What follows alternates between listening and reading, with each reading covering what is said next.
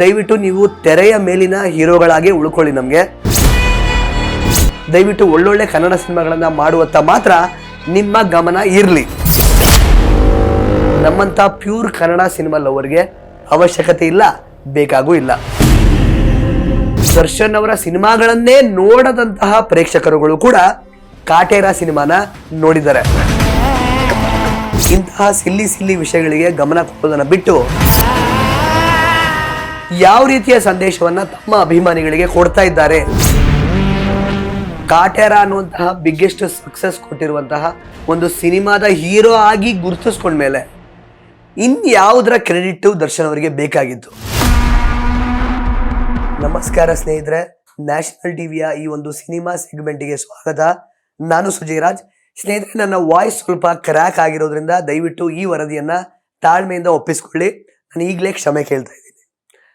ಸ್ನೇಹಿತರೆ, ನಿನ್ನೆ ಕಾಟೇರ ಟೈಟಲ್ಗೆ ಸಂಬಂಧಪಟ್ಟ ಹಾಗೆ ಸಾಕಷ್ಟು ವಿದ್ಯಮಾನಗಳನ್ನ, ಸಾಕಷ್ಟು ವಿವಾದಾತ್ಮಕ ಹೇಳಿಕೆಗಳನ್ನ ನೀವು ಬೇರೆ ಬೇರೆ ಮಾಧ್ಯಮಗಳಲ್ಲಿ ಕೇಳಿರ್ತೀರಾ, ನೋಡಿರ್ತೀರ. ಸ್ನೇಹಿತರೆ, ಕಾಟೇರ ಸಿನಿಮಾ 50 ದಿನಗಳನ್ನ ಪೂರೈಸಿದೆ. ಒಂದು ಸಿನಿಮಾ ಅದು 2024ರಲ್ಲಿ ಅದು ಕನ್ನಡ ಸಿನಿಮಾ 50 ದಿನಗಳನ್ನ ಪೂರೈಸುತ್ತೆ ಅನ್ಕೊಳ್ಳೋದೆ ಒಂದು ಖುಷಿ ವಿಷಯ, ಒಂದು ಹೆಮ್ಮೆ ವಿಷಯ. ಆದರೆ ಈಗ ಎಲ್ಲೋ ಒಂದು ಕಡೆ ದರ್ಶನ್ ಅವರು ನಿನ್ನೆ ಹೇಳಿದಂತಹ ಮಾತುಗಳು ಈ ಯಶಸ್ಸನ್ನ ಮರೆಮಾಚಿ ಬರೀ ವಿವಾದಗಳಿಂದ ಈ ಒಂದು ಕಾಟೇರ ಸಿನಿಮಾ ನೆನಪಲ್ಲಿ ಉಳ್ಕೊಳ್ಳುತ್ತೇನೋ ಅನ್ನುವಂತಹ ಒಂದು ಘಟ್ಟಕ್ಕೆ ನಾವೆಲ್ಲರೂ ಬಂದು ನಿಂತಿದ್ದೀವಿ. ಇದು ನಿಜಕ್ಕೂ ಖೇದಕರ ಅಂತಾನೆ ಹೇಳ್ಬೋದು. ಸ್ನೇಹಿತರೆ, ಕಾಟೇರ ಸಿನಿಮಾ 50 ದಿನವನ್ನ ಪೂರೈಸುತ್ತೆ. ಪ್ರಸನ್ನ ಥಿಯೇಟರ್, ಮಾಗಡಿ ರೋಡಿನ ಪ್ರಸನ್ನ ಥಿಯೇಟರ್ 50 ವರ್ಷಗಳನ್ನ ಕೂಡ ಪೂರೈಸಿದೆ. ಸೊ ಈ ಎರಡೂ ಸಂದರ್ಭಗಳು ಒಟ್ಟಿಗೆ ಬಂದಿದ್ರಿಂದ ಕಾಟೇರ ಸಿನಿಮಾದ 50ನೇ ದಿನದ ಯಶಸ್ಸನ್ನ ಇದೇ ಥಿಯೇಟರ್ನಲ್ಲಿ ಆಚರಿಸುವುದಕ್ಕೆ ಕಾಟೇರ ಚಿತ್ರತಂಡ ಒಂದು ಸಂಭ್ರಮದ ಆಚರಣೆಯನ್ನ ಆಯೋಜನೆ ಮಾಡಿರುತ್ತೆ. ಆದ್ರೆ ಈ ಒಂದು ವೇದಿಕೆಯನ್ನ ದರ್ಶನ್ ಅವರು ಉಮಾಪತಿ ಶ್ರೀನಿವಾಸ್ ಅವರಿಗೆ ಟಾಂಗ್ ಕೊಡೋದಕ್ಕೆ ಉಪಯೋಗಿಸ್ಕೊಳ್ತಾರೆ. ಸ್ನೇಹಿತರೆ, ಉಮಾಪತಿ ಶ್ರೀನಿವಾಸ್ ಅಂತ ಹೇಳಿದ್ರೆ ದರ್ಶನ್ ಅವರ ರಾಬರ್ಟ್ ಸಿನಿಮಾದ ನಿರ್ಮಾಪಕರು. ಇವರು ಒಂದು ಹೇಳಿಕೆಯನ್ನ ಕೊಟ್ಟಿರ್ತಾರೆ. ಕಾಟೇರ ಸಿನಿಮಾ ಯಶಸ್ಸಾಗಿರೋದು ನನಗೆ ಖುಷಿಯಾಗಿದೆ. ಕಾಟೇರ ಟೈಟಲ್ನ ರಿಜಿಸ್ಟರ್ ಮಾಡಿಸಿದ್ದು ನಾನೇನೆ. ಹಾಗೇನೆ ಕಾಟೇರ ಸಿನಿಮಾದ ಒಂದು ಕಥೆ ಮಾಡಿಸಿದ್ದು, ಇಡೀ ಒಂದು ಕಾಟೇರ ತಂಡದ ಜೊತೆಗೆ ನಾನು ಸ್ವಲ್ಪ ಮಟ್ಟಿಗೆ ಟ್ರಾವೆಲ್ ಮಾಡಿದ್ದೀನಿ. ನನ್ನ ಜಡ್ಜ್ಮೆಂಟ್, ಕಥೆಯ ಬಗೆಗಿನ ಜಡ್ಜ್ಮೆಂಟ್ ಇವತ್ತು ಕ್ಲಿಕ್ ಆಗಿರೋದು ನನಗೆ ಕಾನ್ಫಿಡೆನ್ಸ್ ಕೊಡ್ತಾ ಇದೆ, ಖುಷಿ ಆಗ್ತಾ ಇದೆ ಅಂತ ಒಂದು ಮಾತನ್ನ ಹೇಳಿರ್ತಾರೆ. ಇದಕ್ಕೆ ದರ್ಶನ್ ಅವರು ನಿನ್ನೆ ಈ ಒಂದು 50ನೇ ದಿನದ ವೇದಿಕೆಯಲ್ಲಿ ಸರಿಯಾಗಿ ಉತ್ತರ ಕೊಟ್ಟಿದ್ದಾರೆ. ಉತ್ತರ ಕೊಡುವ ಭರದಲ್ಲಿ ಅವರು ಉಪಯೋಗಿಸಿರುವಂತಹ ಮಾತುಗಳು ಆಕ್ಚುಲಿ ಅಷ್ಟು ಸಮಂಜಸವಾಗಿರ್ಲಿಲ್ಲ ಅಂತಾನೆ ಹೇಳ್ಬೋದು. ಯಾಕೆಂತ ಹೇಳಿದ್ರೆ ಓಕೆ, ದರ್ಶನ್ ಅವ್ರ ಪ್ರಕಾರ ದರ್ಶನ್ ಅವರೇ ಆ ಟೈಟಲ್ ಕೊಟ್ಟಿದ್ದು, ಅದೆಲ್ಲ ಫೈನ್. ಆದ್ರೆ ಅದನ್ನ ಅವರು ಬೇರೆ ರೀತಿಯಲ್ಲಿ ಬುದ್ಧಿವಂತಿಕೆಯಿಂದ ಆ ವಿಷಯನ ತಲುಪಿಸ್ಬೋದಿತ್ತು ಉಮಾಪತಿ ಶ್ರೀನಿವಾಸ್ ಅವ್ರಿಗೆ. ಆದ್ರೆ ಅವರು ತಗಡು ಅನ್ನುವಂತಹ ಪದ ಉಪಯೋಗಿಸ್ತಾರೆ, ಗುಮ್ತಿನಿ ಅನ್ನುವಂತಹ ಪದ ಉಪಯೋಗಿಸ್ತಾರೆ. ಇದು ಎಲ್ಲೋ ಒಂದ್ ಕಡೆ ದರ್ಶನ್ ಅವರ ಘನತೆಯನ್ನ ಕುಗ್ಗಿಸ್ತು ಅಂತ ನಮಗೆ ಅನ್ನಿಸ್ತಾ ಇದೆ. ಯಾಕೆಂತ ಹೇಳಿದ್ರೆ ಈಗ ಈ ಒಂದು ಸಮಸ್ಯೆ ಏನಿದೆಯಲ್ಲ, ಇದಕ್ಕೆ ಒಂದು ಲಾಜಿಕಲ್ ಎಂಡ್ ಅಂತ ಸಿಗೋದೇ ಇಲ್ಲ. ಯಾಕೆಂತ ಹೇಳಿದ್ರೆ ದರ್ಶನ್ ಅವರು ಬಾಯಲ್ಲಿ ಕಾಟೇರ ಅನ್ನುವಂತಹ ಟೈಟಲ್ ಅನ್ನ ಅವರೇ ಫಸ್ಟ್ ಹೇಳಿದ್ದು, ಅದರಲ್ಲಿ ಏನು ಅನುಮಾನ ಇಲ್ಲ. ಆದ್ರೆ ಉಮಾಪತಿ ಶ್ರೀನಿವಾಸ್ ಅವರು ಕಾಟೇರ ಟೈಟಲ್ ಅನ್ನ ಅವರೇ ಫಸ್ಟ್ ಅಫಿಷಿಯಲ್ ಆಗಿ ರಿಜಿಸ್ಟರ್ ಮಾಡಿಸಿರುವಂಥವ್ರು. ಸೊ ಅಫಿಷಿಯಲ್ ರಿಜಿಸ್ಟ್ರೇಷನ್ ಅವರೇ ಮಾಡಿಸಿದ್ರಿಂದ ಅವ್ರ ಬ್ಯಾನರ್ ಅಡಿಯಲ್ಲಿ, ಸೊ ಅದು ಅವ್ರ ಹತ್ರನೇ ಇತ್ತು ಅಂತಾನೆ ಆಗುತ್ತೆ. ಇದಕ್ಕೆ ಹಕ್ಕುದಾರರು ಯಾರು ಅನ್ನುವಂತಹ ಪ್ರಶ್ನೆಗೆ ಟೆಕ್ನಿಕಲಿ ಸ್ಪೀಕಿಂಗ್ ಉಮಾಪತಿ ಶ್ರೀನಿವಾಸ್ ಅವರ ಹೆಸರನ್ನೇ ನಾವು ಹೇಳಬೇಕಾಗುತ್ತೆ. ಯಾಕೆಂದ್ರೆ ಅಫಿಷಿಯಲ್ ಆಗಿ ರಿಜಿಸ್ಟರ್ ಆಗಿರೋದು ಉಮಾಪತಿ ಅವರೇ ಮಾಡಿಸಿರೋದು. ಆದ್ರೆ ದರ್ಶನ್ ಅವರು ಈ ಟೈಟಲ್ ಕೊಟ್ಟಿದ್ರು ಅನ್ನೋ ಕಾರಣಕ್ಕೆ ಅಗೇನ್ ದರ್ಶನ್ ಅವರಿಂದನೇ ಬಂದಿದ್ದು ಅನ್ನೋದನ್ನು ಕೂಡ ನಾವು ಒಪ್ಕೊಳ್ಳೇಬೇಕಾಗುತ್ತೆ. ಹಾಗಾಗಿ ಈ ಒಂದು ಸಮಸ್ಯೆ ಏನಿದೆಯಲ್ಲ, ಇದಕ್ಕೆ ಒಂದು ಲಾಜಿಕಲ್ ಎಂಡ್ ಅಂತ ಸಿಗಲ್ಲ. ಬಟ್ ಎಲ್ಲೋ ಒಂದು ಕಡೆ ಇವತ್ತಿನ ಕಾಲಘಟ್ಟದಲ್ಲಿ ಕಾಟೇರ ಅನ್ನುವಂತಹ ಒಂದು ಕನ್ನಡ ಸಿನಿಮಾ 50 ದಿನ ಪೂರೈಸಿರುವಂತಹ ಹೊತ್ತಲ್ಲಿ ಎಲ್ಲೋ ಒಂದ್ ಕಡೆ ಆ ಯಶಸ್ಸನ್ನ ಮರೆಮಾಚುವಂತಹ ಒಂದು ವಿವಾದ ಇದು ಆಗ್ಬಿಡುತ್ತೇನೋ ಅನ್ನುವಂತಹ ಒಂದು ದುಃಖಕರ ವಿಷಯ ನಮ್ಮನ್ನ ಕಾಡ್ತಾ ಇದೆ. ಯಾಕೆಂತ ಹೇಳಿದ್ರೆ ಸ್ನೇಹಿತರೆ, ಇವತ್ತು ಒಬ್ಬ ಪ್ಯೂರ್ ಕನ್ನಡ ಸಿನಿಮಾ ಪ್ರೇಕ್ಷಕ ಕೇವಲ ಒಳ್ಳೆ ಸಿನಿಮಾ ಮಾತ್ರ ಎಕ್ಸ್ಪೆಕ್ಟ್ ಮಾಡ್ತಾನೆ. ಈ ಇನ್ಸೈಡ್ ಸ್ಟೋರೀಸು, ಟೈಟಲ್ ಯಾರು ಕೊಟ್ರು, ಯಾರಿಂದ ಬಂತು, ಯಾರು ಮಾಡ್ತಾ ಇದ್ದಾರೆ, ಇದನ್ನೆಲ್ಲ ಯಾವತ್ತೂ ಎಕ್ಸ್ಪೆಕ್ಟೇ ಮಾಡಲ್ಲ. ತಕ್ಕ ಮಟ್ಟಿಗೆ ಹೀರೋ ಮೇಲೆ ಸ್ವಲ್ಪ ಎಕ್ಸ್ಪೆಕ್ಟೇಷನ್ ಇರುತ್ತೆ. ಈ ಹೀರೋ ಅಂದ್ರೆ ಇಷ್ಟ, ನಾನು ಈ ಹೀರೋ ಸಿನಿಮಾ ನೋಡ್ತೀನಿ ಅಂತ. ಅದ್ ಬಿಟ್ಬಿಟ್ಟು ಟೈಟಲ್ ಯಾರಿಂದ ಬಂತು, ಟೈಟಲ್ ಯಾರಿಗೆ ಸೇರ್ಬೇಕು, ಟೈಟಲ್ನ ಹಕ್ಕುದಾರ ಯಾರು, ಇದೆಲ್ಲದ್ರ ಬಗ್ಗೆ ಒಬ್ಬ ಪ್ಯೂರ್ ಕನ್ನಡ ಸಿನಿಮಾ ಪ್ರೇಕ್ಷಕ ತಲೆನೇ ಕೆಡಿಸ್ಕೊಳ್ಳಲ್ಲ.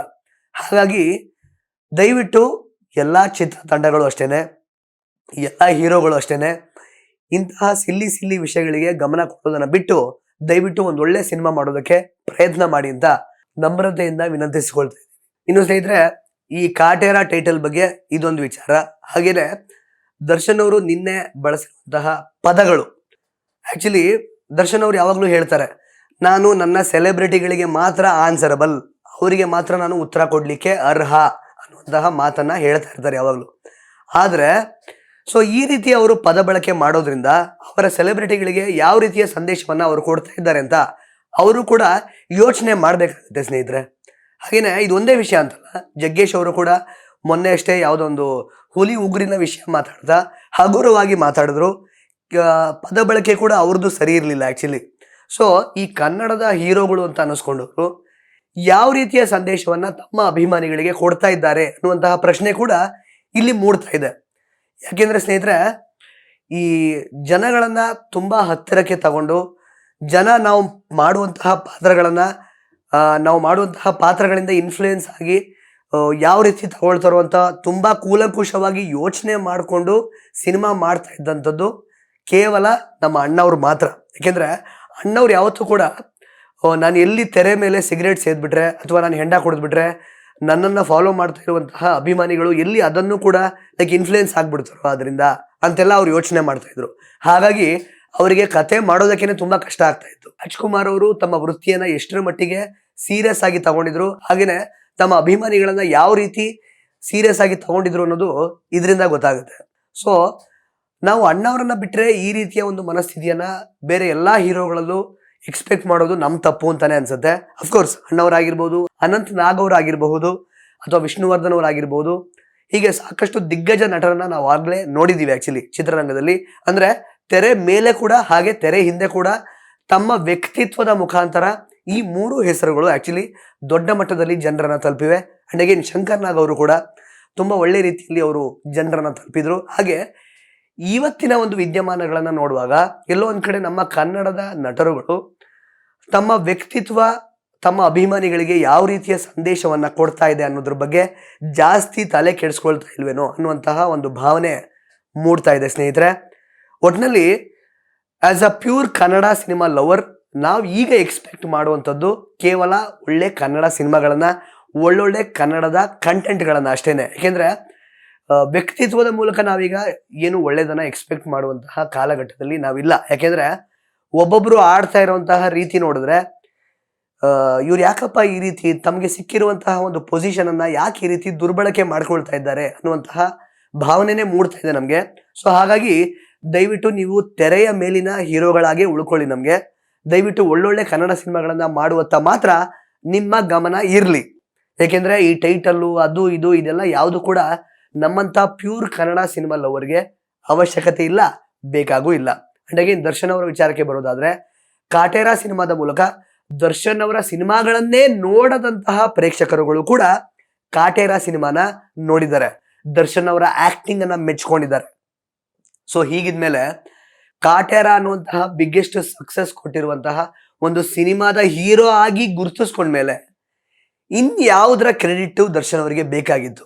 ಈಗ ಕಾಟೇರ ಸಿನಿಮಾ ಏನ್ ಯಶಸ್ಸಾಗಿದೆಯಲ್ಲ, ಇದರದ್ದು ಸಿಂಹ ಪಾಲು ದರ್ಶನ್ ಅವ್ರದೇ. ಸೊ ದರ್ಶನ್ ಅವರು ಯಾವುದೋ ಈ ಸಿಲ್ಲಿ ಟೈಟಲ್ ವಿಚಾರಕ್ಕೆ ತಮ್ಮ ಘನತೆಯನ್ನ ತಾವೇ ಕುಗ್ಗಿಸ್ಕೊಂಡ್ರೇನೋ ಅಂತ ಇವಾಗ ಅನ್ನಿಸ್ತಾ ಇದೆ. ಯಾಕೆಂದ್ರೆ ಕಾಟೇರ ಫಿಲಂನ ಹೀರೋ ದರ್ಶನ್ ಅವರೇ, ಅದಕ್ಕಿಂತ ದೊಡ್ಡ ಕ್ರೆಡಿಟ್ ಬೇಕಾ?